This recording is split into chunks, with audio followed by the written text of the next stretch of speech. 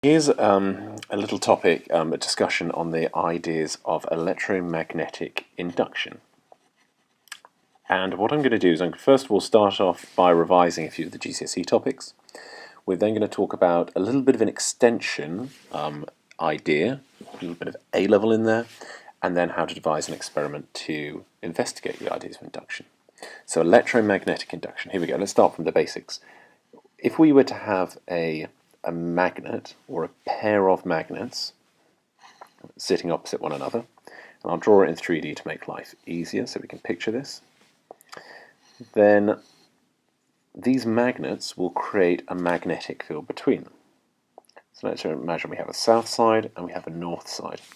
And what happens is we have a magnetic field that occurs between them. The magnetic field goes from north to south. That's the standard way in which we interpret it. So we have ourselves a magnetic field. Now, if I put inside this magnetic field a conductor, and what I mean by a conductor is a piece of wire, and I move that piece of wire through the magnetic field, then we get induction occurring. So let me just talk through that again. The piece of wire needs to cut through magnetic field lines. So the conductor cuts through magnetic field lines. Okay, and that creates a voltage. Okay, these are the important terms. The conductor, so a piece of wire, cuts through. We need to get motion occurring. So this has to go down through, or that stays stationary, and the magnets have to go up. So I could just draw these going up alternatively. So you just need cutting through. So the conductor cuts through magnetic field lines, and that creates, or should I write here, induces to make the a voltage. That is electromagnetic induction. All I need is the conductor, a piece of wire, to cut through the field lines. Important. Now, how do we increase? So ways to increase voltage induced. And I'm sure you all know this already. But the first is to increase the magnetic field.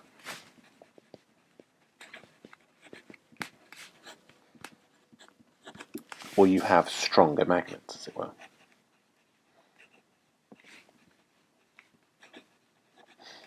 Okay, if these were stronger, you'd have more field lines, because they're stronger, and therefore you'd be cutting through more field lines.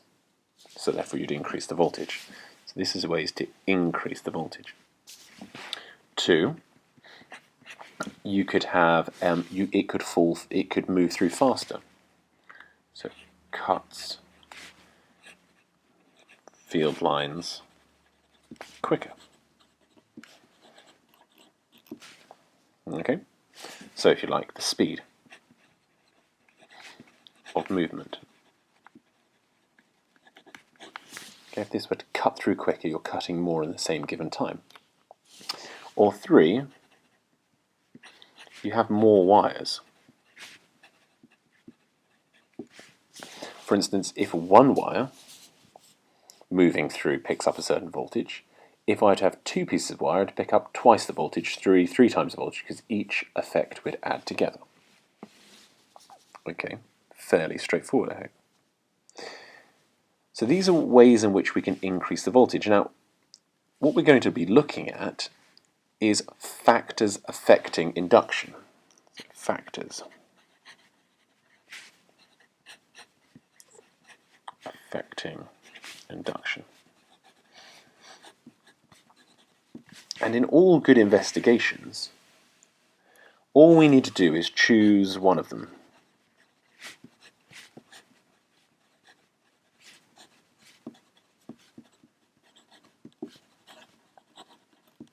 And the others remain the same. Or, if you want, controls. So we choose one factor and the others remain the same, the controls. Because for a good experiment, you only change one thing at a time and hold the others the same. So coming back up here, which one do we want to change? Well, increasing the magnetic field, stronger magnets. It's really hard to measure how strong a magnet is and to have a range of different magnets. Is that 2 units of magnetic strength 3? That's quite tricky. So that's probably better to hold as a control, because magnetic field is tricky to measure.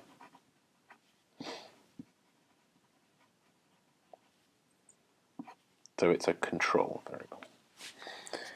Cutting field lines quicker, the speed of movement. Now, I mean that's not a bad one to do, but it's quite tricky to pick up this voltage with the differing speeds. In the experiment that we're going to do, let's just say to begin with, that ideally we should leave as a control, because the way we're going to set up this experiment is actually we're reversing it slightly. We are going to drop a magnet through a coil of wire. This magnet drops through the coil of wire. Let me just put that in a double outline.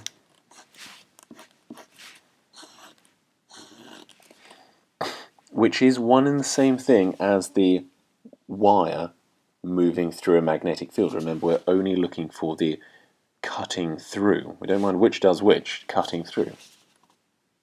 So if the field line, the speed, determining speed of dropping a magnet is quite tricky. We'd have to control the height of the magnet, and then hope that all of the height, the gravitational potential energy, turned into kinetic energy before it went through the bottom. So there is a way of measuring how fast it's going, but I don't think that's the easiest. I think a much easier one would be more coils, more wire, or more coils of wire, and work out how that will affect the voltage produced. So I think this is your one.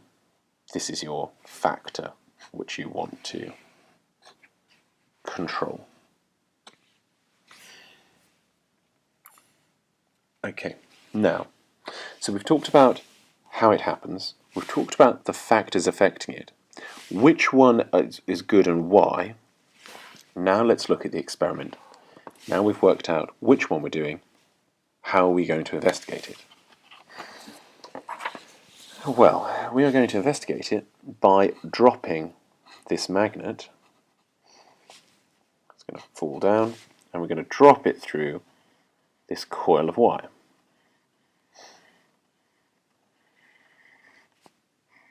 Okay. We are therefore, what are we controlling?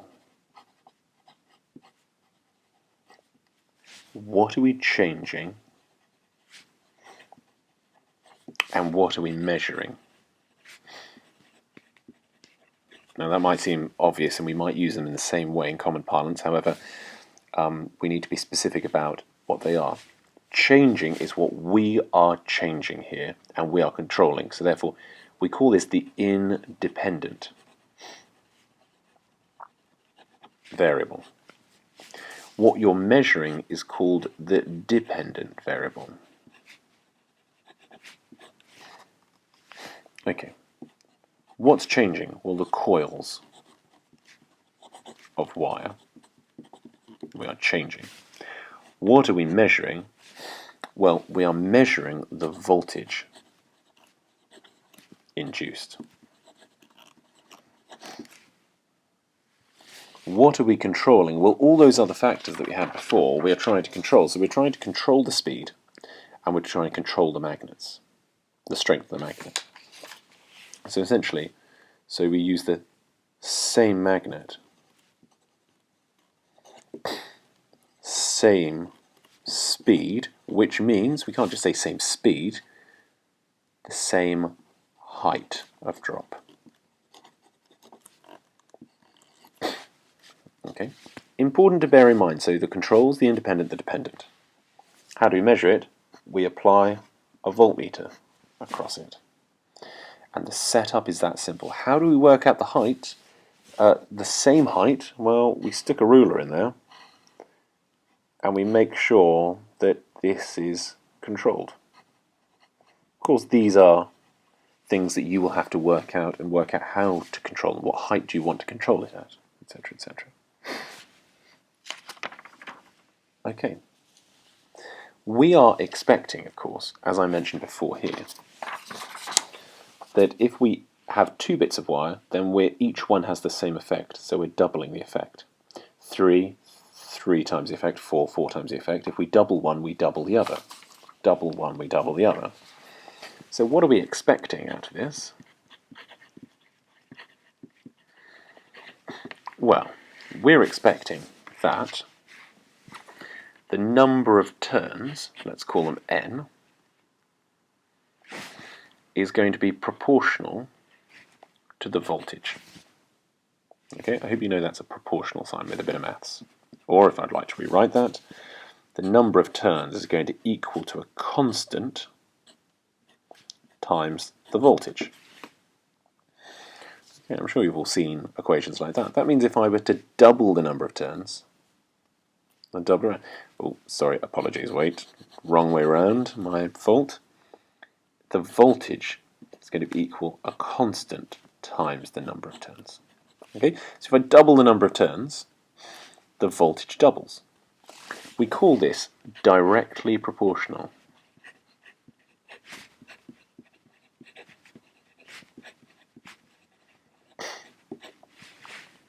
That's an important term. What does it mean? Double one, double the other. Try not to use the terms one and other. Try to use the terms voltage and number of turns, but essentially directly proportional is a mathematical term. Okay, so this is good so far. Let me put in a little bit of maths here then, a little bit more maths. If we have the voltage equaling a constant times n, and we know that the equation of a straight line is y equals mx plus c, then if we were to plot a graph which plotted y as the voltage, so this y would be the voltage, and we plotted the number of turns being x, number of turns being x, then, well, it should be a straight line. Our gradient will be this unknown constant. Of course, there is no c value because it's as good as saying add 0. So what we're hoping to do is it goes through the origin. So we should get a straight line. This graph of the results will indicate whether this is correct or not. But hopefully that is what we're expecting, that the voltage is directly proportional to the number of turns. Now there is some secondary information here that we could use, and I know this from a bit of A-level, so here's the A-level, and it only comes in briefly. The voltage is actually equal to the number of turns multiplied by this interesting factor here.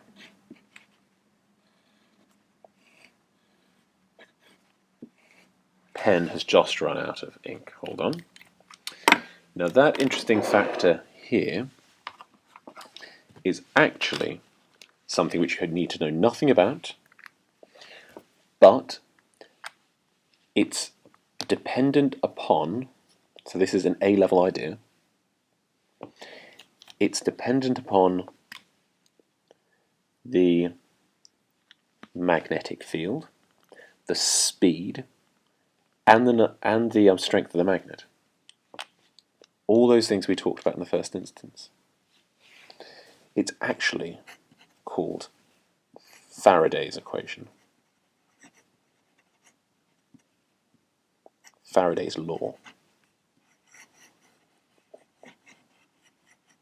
Okay. It's the reason why we have electricity today, why we have an electrically driven world, because Michael Faraday discovered this law and we learnt how to create electricity from magnets and movement. He's known as the father of electricity. But his law, which is A-level, secondary knowledge, is effectively saying that voltage is proportional to the number of turns. And this constant we talked about earlier is actually all these factors of magnetic field, speed, size, all bundled into this thing, which will be, in our experiment, constant. And the reason why it is constant is because we have constant magnetic field, constant speed because we have the same height, constant size of magnets, etc. So hopefully the secondary knowledge reinforces what we are predicting, and the graph will tell us if our results obtain that. Okay, so there's the theory bottled up. What do you need? Well, let's just go through what we need, bearing in mind that little diagram at the top. I'll draw it again, easiest. We have our coil of wire with a voltmeter. We're dropping our magnet at a certain distance. We have a retort stand to hold the entire thing.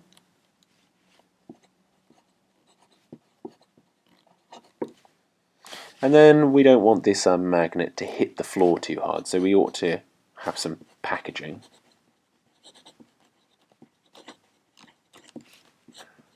Stop it hitting the floor. And of course, the interesting part about magnets are if you hit them too hard, they demagnetize. So this is a good. This is preventing this thing from changing, because you want to keep everything the same. So first of all, you need a magnet. Why? Why do you need a magnet? Well, you want to create that changing magnetic field. Or, if you like, the reason why you need a magnet is because you want to create that cutting through magnetic field lines, or changing magnetic field. So cutting through the magnetic field, or changing magnetic field, one and the same. Okay. It's also a control. You want to control it. You want to use the same magnets each time, because you want the same magnetic field strength. Okay. What about coils of wire? Well, you want to vary this. So this is changing. Okay. You obviously, why do you need coils? Because you need to allow a voltage to be induced. And how is that going to be induced? Well, you need a coil of wire to do it. It's also our independent variable.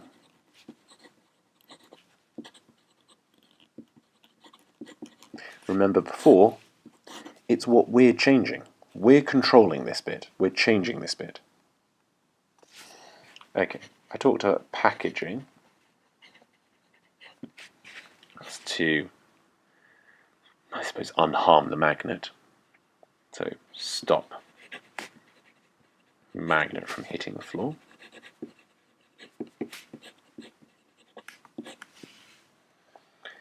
That's, I suppose, a bit of safety in there, and a control, keeping the magnet the same. What about the ruler? Well, the ruler is to test the height. And remember, the height is to maintain the same speed. It's another control. The height maintains the speed. Speed has a factor. Cut field lines quicker. Speed. Maintaining that. Voltmeter. Well, why do you need a voltmeter? Well, you're measuring the induced current. Voltage, sorry.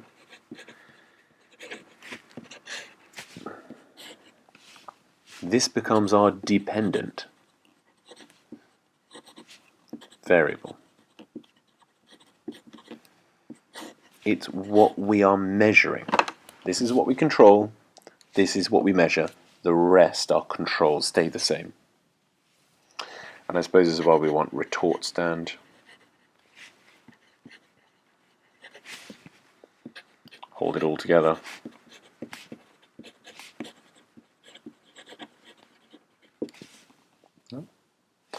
Of course you need the magnet, and you need to be careful about dropping the magnet with the right north and the south. But essentially we have the setup. Got the setup, what comes next? What comes next is table of results.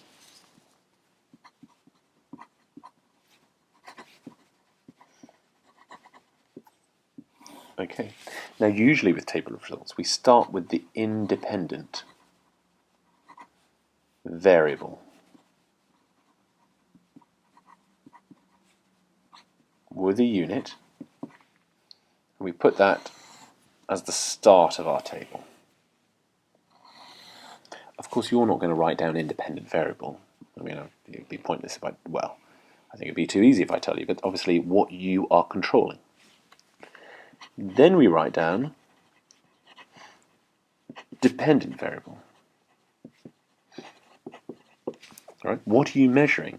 Once, twice, 3 times, 4 times. Let me give you a hint. 6, 7, 8, 9, 10.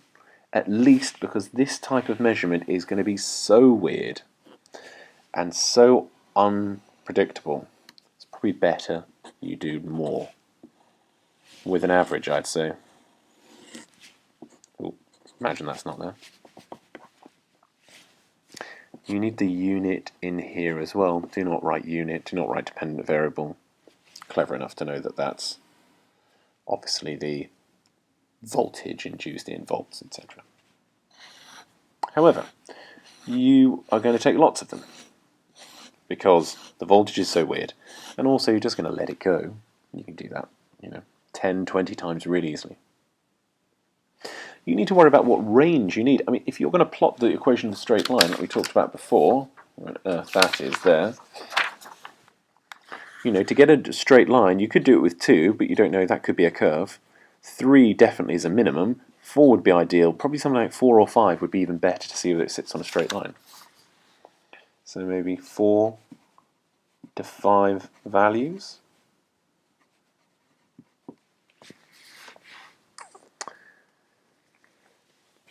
And then you have your table of results.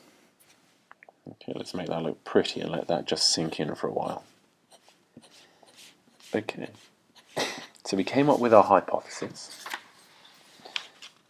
I think that's going to be directly proportional. We then worked out what we needed and how we were going to do it. We then got a table of results, and then we're going to plot again. Let me just remind us of what we're going to plot. Voltage against the number of turns, and hopefully, I know you haven't done that many, but hopefully you draw a line of best fit through the origin, through as many as possible, and you see whether V is directly proportional to N. That's what we're aiming to see. Of course, when you're plotting the graph, let's be careful about making sure we've got V and units, N and units. Of course, there are no units to N, it's just the number of terms. You might not get that. You might get a curve. This is such an unreliable type of experiment. And because of, when you have your voltmeter, it flashes so quickly. You're going to have to be really careful that you've got the maximum value that it flashes as it pops through there. But you're going to get some range, you're going to get some oddities. You might even get something like an anomaly sitting out there, and that needs to be explained. Why is it that it sits out there? Do you ignore it? Retake the result? Have some sort of commentary about what happens there. Does it not go through the origin? It might be so, I mean, if you've got this, don't try and force that through the origin. Make sure you go through the data points. So, why is it displaced? What type of error would produce that? This is where you have to come in as good scientists and start explaining this. If you've got a curve instead, what could you say? Well, you wouldn't say that V is directly proportional to N. You would say that V increases. Oh, I'm not sure if you can see that. As N increases, and mention some values.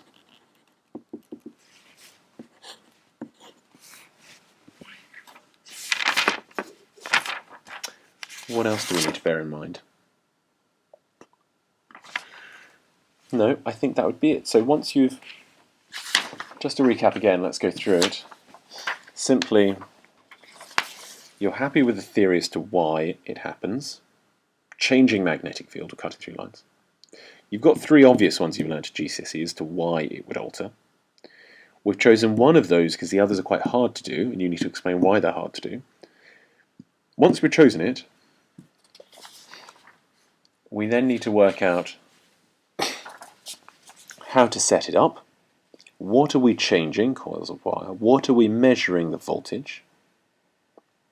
Have a thought to what we're expecting. We're expecting it to be directly proportional because we've got some secondary data here, some A-level data called Faraday's law. All of those bits are constants.